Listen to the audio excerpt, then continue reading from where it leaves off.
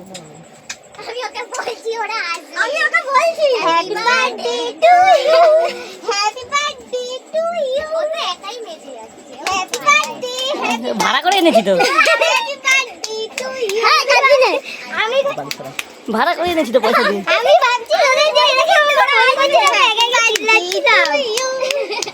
Happy birthday.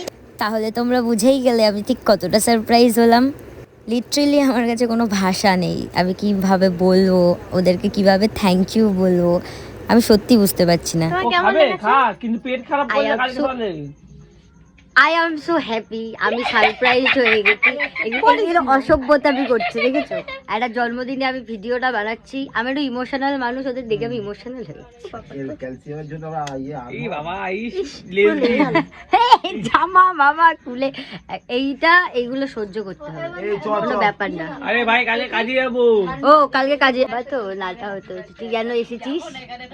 তুই নাকি কোথায় গেছিলি? মিথ্যে কথা, চিটিং চিটিং বাজি, এরা চিটিং। এই যে এদের দেখতে পাচ্ছ, এরা হলো এরা হলো আর আমার বদ্দিটা হলো মেন হারামি, কারণ এ সব জানতো, তার মানে এ সব জানতো। বাট এই যে সারপ্রাইজটা আমার এক্সপেকটেশনের বাইরে, মানে দুটোই আমার এক্সপেকটেশনের বাইরে। তো যাই হোক, আমার রাত 12টার বার্থডেটা ঠিক এভাবেই সেলিব্রেট করলো ওরা। ওদেরকে অনেক অনেক থ্যাংক ইউ। তো দেখা হবে আবার নেক্সট ভিডিওতে। Bye bye, tata.